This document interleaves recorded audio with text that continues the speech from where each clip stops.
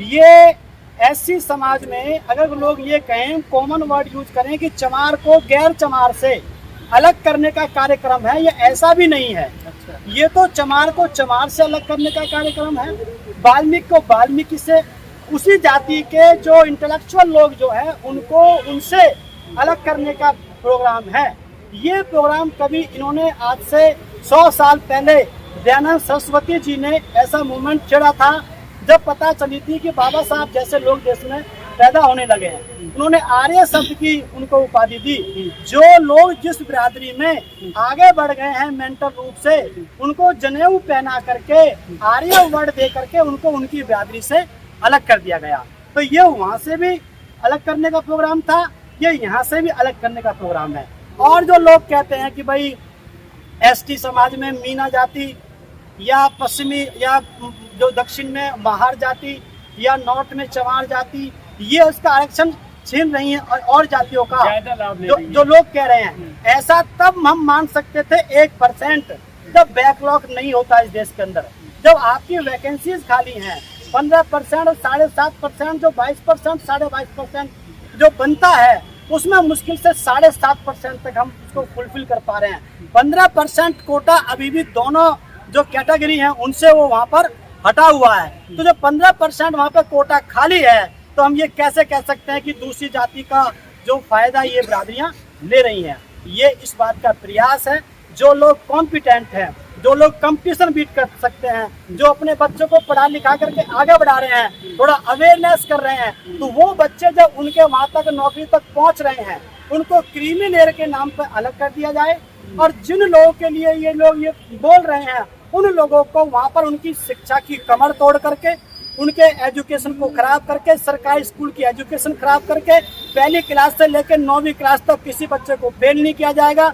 इनको दलिया हलवा खिचड़ी खिलाओ, इनके घर पे भेज दो, और साल के अंत में जाकर के बिना अटेंडेंस के, बिना शिक्षा के, बिना एग्जाम के आप इनको पास का सर्टिफिकेट ले जाओ। 10वीं 12वीं का बोर्ड का एग्जाम होगा तो तुम्हारे बच्चे सारे आउट हो जाएंगे। जो योग्य हैं उनको वहाँ से क्रीमी लेयर के नाम पे हटाया जा रहा है, और जो अयोग्य हैं उनको यहाँ पर कमजोर किया जा रहा है, जिससे कि वहाँ तक वो पहुँच ही ना पाए। तो कुल मिलाकर के एससी और एसटी के जो 22% रिजर्वेशन है, जो लोग बाबा साहब की महापुरुषों की मूवमेंट को गति देने के लिए काम कर रहे थे, उनको ये अलग करने का कार्यक्रम है कि ये सामाजिक परिवर्तन, आर्थिक मुक्ति, समाज में परिवर्तन और पॉलिटिकल चेंज के बारे में ना सोच सकें, ये उनका कार्यक्रम है। सबसे अहम मुद्दा इस समय यही चल रहा है। याचिका करता है, उनसे भी हमारी कल बात हुई थी, कह रहे हैं कि अभी भी कुछ जातियां ऐसी हैं जो बिल्कुल जीरो उनका प्रतिनिधित्व है शेड्यूल कास्ट, शेड्यूल ट्राइब में भी।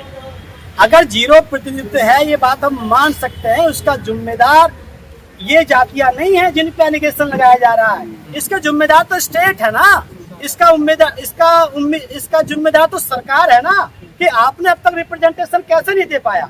जब आपने इतने अवेयर जातियों को वहां तक नहीं पहुंचने दिया, तो इनको आप कैसे पहुंचने देंगे। तो इसकी जिम्मेदार सरकार है। और हम ये कह सकते थे, अगर वो पूरा कोटा भर जाता तो हम कह सकते थे कि सीट खाली नहीं है और लोग हक खा रहे हैं। जब वहाँ पे वैकेंसीज हैं, तो इसका मतलब सरकार की मंशा गलत। और वाल्मीकि समाज कह रहा है कि जाट अब चमार हैं इसके जिम्मेदार, जो हम पीछे रह गए आज। यही तो उनके अंदर गलतफहमी है। इसी के लिए हम लोग इसको समझाने का प्रयास करेंगे। इन कार्यक्रमों को होने के बाद फिर हम ये प्रोग्राम चलाएंगे कि वाल्मीकि भाइयों, अगर आपके समाज में कोई पढ़ लिख करके आगे बन गया है, अधिकारी बन गया है, वो उसको भी हटाने का प्रोग्राम है। और आप देखिए, आज सारे के सारे विभाग को प्राइवेट कर दिया, सफाई कर्मचारी को प्राइवेट कर दिया, जहां पर उस समय संविधान के अकॉर्डिंग 45,000 रुपए की नौकरी मिलने का आप अधिकारी थे, मिलती भी है, और उनको प्राइवेट सेक्टर में ला करके, ठेके प्रथा में ला करके 9,000 में उनसे काम करवाया जा रहा है। और अब तो ये मोदी जी ने ये नियम बनाया है कि आपको 8 घंटे जॉब करना पड़ेगा। पहले ये नियम था कि आप अपने काम को सुबह सुबह करके और उसके बाद अपने बच्चों को स्कूल भेज सकते हो। आपको इतना एरिया आपको दे दिया गया था कि इतने की आपको सफाई करनी है, कभी भी कर जाओ, सुबह 4 बजे के बाद। लेकिन अब क्या है, अब बोल रहे हैं मोदी जी कि आपको 8 घंटे काम करना पड़ेगा। जिस काम को लगभग 4-4 घंटे के हिसाब से काम बांट करके जिसको 30 लोग करते थे उसको 10 लोग पूरा कर देंगे। ये इन लोगों की साजिश है। इसलिए हम वाल्मीकि समाज को भी हम लोग इसमें जो है हम लोग उनसे भी हम बातचीत करेंगे और देश की SC और ST कम्युनिटी जो है जितनी भी है सबसे हम सर इस फैसले का कोई इसका समर्थन कर रहा है। सर मोदी जी ने कहा था 2014 में कि सफाई कर्मी जब टैंक में उतरता है सफाई करने के लिए तो वहाँ पे आध्यात्मिक सुख की अनुभूति होती है, सफाई कर्मी कोई पेशा नहीं है। ये उनका बयान है मोदी जी का 2014 में चुनाव। ये तो हमारे वाल्मीकि भाइयों से पूछो, मैं वाल्मीकि भाइयों के बीच में रहता हूँ, उनका हिस्सा हूँ। आप उनसे पूछो वो क्या पी करके क्या खा करके उसमें उतरते हैं, कभी उतर के दिखाए ना मोदी जी।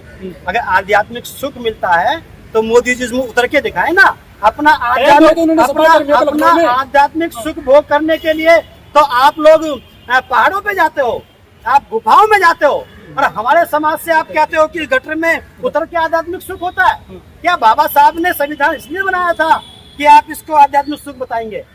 ये गलती। उन्होंने किताब लिखी कर्म योग, उसमें जिक्र किया गया है डोम का, वाल्मीकि का। उन्होंने कहा है बाकायदा कि ये पेशा है, इसमें आध्यात्मिक सुख मिलता है। लेकिन भारत का संविधान ये कहता है पेशा सभी बिरादरी के लोग करेंगे ना। आप जाकर के उत्तर प्रदेश का उदाहरण जाके देखिए ना, जब बहन जी ने सफाई कर्मचारी की वैकेंसी निकाली थी 1,11,000 की, तो उस समय बहन जी ने ये कहा कि अगर सभी लोग गंदगी करते हैं तो सभी को सफाई करने की भी ड्यूटी बनती है, इसलिए ओपन वैकेंसी करी। तो ओपन वैकेंसी करना था, आप यहाँ पे आके बोलो ना कि यहाँ पे ब्राह्मण भी जा सकता है, क्षत्रिय भी जा सकता है, वैश्य भी जा सकता है। तो यहाँ के लिए तो आप ओपन वैकेंसी नहीं करते। लेकिन सर अब फैसला तो आ गया, इसकी अब कोई काट है आप लोगों को? काट है, इसकी 2 काट है। एक तो हम लोग जो है सुप्रीम कोर्ट इसको पलटे, इस पर रिव्यू पिटीशन डाली जाए, इसको सुप्रीम कोर्ट पलट सकता है, ये उसके पास में जुडिशियल पावर है। दूसरी बात, सर इसने सुप्रीम कोर्ट ने बाउंड नहीं किया है सरकार को, उसको एक राइट दिया है कि आप इसको मे भी यूज कर सकते हैं, चाहे तो नहीं कर सकते हैं। तो इसमें हम जो है सरकार से भी हम लोग बातचीत यहाँ पर चलेगी, धरना प्रदर्शन हमारा यहाँ पे कल चलने वाला है। तो इससे हम लोग, आप कह रहे हैं कि कोर्ट जाए, लेकिन जो कोर्ट से पहले संसद सदन में जो बैठे हैं आपके 131 दलित सांसद हैं, वो क्यों उठा रहे इस मामले को? देखिए सर, वो सांसद 131 बने इसलिए हैं, उन पे पूरा बीजेपी का, कांग्रेस का इसमें जो है पूरा स्टडी है कि ये पॉलिटिकल स्टडी जब से करते आ रहे हैं भारत देश के संविधान लागू होने से अब तक जो लोग जीतते जा रहे हैं, इतने ज्यादा फायदेमंद जनरल सीटों पर जीते हुए सांसद नहीं हो पा रहे हैं जितना इनकी पार्टी से जीते हुए सांसद हो जा रहे हैं। वरना 131 सांसद अगर अलग कर दिए जाएं तो क्या सरकार रह पाएगी?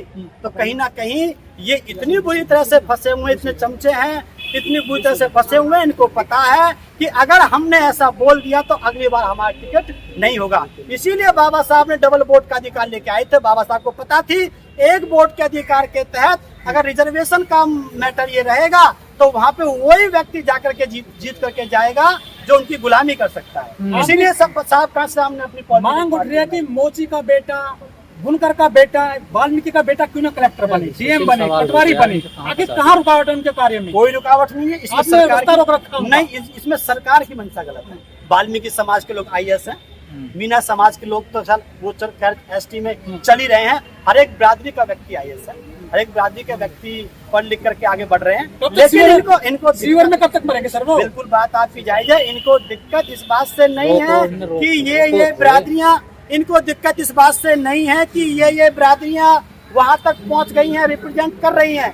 इनको दिक्कत ये है कि ये बिरादरियां सामाजिक परिवर्तन की बात क्यों कर रही हैं, राजनीतिक परिवर्तन की बात क्यों कर रही हैं। जब इन्होंने देखा कि समाज में परिवर्तन का मूवमेंट भारत के संविधान के बनने के बाद, उनके प्रेमबल के बाद ही शुरू हो गया था, तो तब जाकर के इनके दिमाग में अब पता चला कि जब ये साहब कांशीराम की तर्ज पे चल करके जब ये सत्ता परिवर्तन भी कर सकते हैं और ये जगह जगह बौद्ध धर्म के ये अपने वो लगा करके धर्म परिवर्तन की बात खुला कर रहे हैं, तो कहीं ना कहीं आगे जाकर के इनके लिए खतरा। सर इस फैसले के पीछे कौन लग रहा है आपको? बीजेपी RSS, पूरी बीजेपी RSS। और मैं तो इस बात का दुख है, मैं कहता भी आया हूँ कि जिन हमारे लोगों ने भी जिन 40-50 अगर देखा जाए तो 22% वोट हमारे पास पहले था उत्तर प्रदेश में, अब 9% बचा है। 60% लोगों ने जो इंडिया गठबंधन को वोट जो कास्ट किया है, अब आप देखिए उन्हीं लोगों को क्रीमी लेयर के नाम पे इन्होंने आउट किया है। जो समझदार लोग थे, पढ़े लिखे वामसेवक के लोग थे। आज चाहे आपके ये गांधी, क्या नाम है लड़के का, राहुल गांधी हो और चाहे ये क्या दूसरा जो अखिलेश यादव हो, आज कोई भी तुमको इस फैसले में दिखाई नहीं दे रहा। बहन जी का वोट इतना कम हो जाने के बावजूद भी आज बहन जी अपने उस फैसले को लेकर के बैठी हुई है समाज के साथ। पिटीशन सर एक गवाही भी है जो आपके समाज से आते हैं, वो ऐसे ही गवाही हैं जैसे तुम्हारे ये 131 सांसदों में से गाना गाने वाले उनकी ताल में ताल मिलाने वाले गाने वाले गवाही है। वो मुझे लगता है वो गवाही वैसे हैं जो गाना गाते हैं उनके लिए, जो उनकी उसमें बैठ करके जो वो बजाते थे, जो राजघराने में जाकर के जो वो करते थे हारमोनियम गाना, वो मामला है। लेकिन सर आप लोग कह रहे हैं कि हमें बांटने की कोशिश है। ये फैसला कोई आज का मामला आज का नहीं है, 1975 से चल रहा सर। सबसे पहले 1975 में बंटवारा हुआ था। जी। हाँ, तो ये कोई आज का मामला तो है नहीं सर। देखिए ये बात उनके लिए नजीर बनती है, हाँ। ये बात पुरानी है। आपने 2004 में पंजाब में भी करके दिखाया। 25% आपने रिजर्वेशन वाल्मीकि समाज के लिए दिया। मजहबी सिख वाल्मीकि सिख एक ही बात है, अलग अलग नहीं है। उनके लिए आपने दिया 25%, 12.5%। 25% में से 12.5%, 50% आपने उनको रिजर्व किया। लेकिन उनकी स्थिति क्या है, वो आज भी वही की वही है, वो वहाँ पर पहुँचे नहीं है। वो वहाँ पर पहुँचे नहीं है। इसका मतलब आपकी इस हिस्से को बांट करके एक बिरादरी को अलग अलग करके उसके बाद आपकी मंशा उस बिरादरी को ऊपर तक पहुंचाने की नहीं है, बल्कि आरक्षण नाम के चैप्टर को खत्म करने की है उन लोगों की। सर 2004 का फैसला उसको पलटा गया है, तो जी। तो अब क्या कोई बड़ी बेंच की तरफ आप लोग जाओगे? हाँ, हमारे वकील साथी जो हैं वो अपील के लिए लगे हुए हैं और हमारे जगह जगह धरना प्रदर्शन चल रहे हैं, वो आप लोगों तक पहुंच रही है। और उम्मीद है कि सरकार को घुटनों पे आना पड़ेगा और एक दिन नरेंद्र मोदी जी पार्लियामेंट में बैठ करके या कहीं पे भी खड़े होकर के इस बात को कहेंगे कि हम सुप्रीम कोर्ट के इस फैसले को स्वीकार नहीं करते हैं। हमारा आरक्षण बराबर कंटिन्यू पहले की तरह जारी रहेगा। जब तक नरेंद्र मोदी जी इस बात को नहीं कहेंगे, सरकार इस बात को नहीं मानेगी, हमारा आंदोलन लगातार चलता रहेगा। सर जिन्हें आप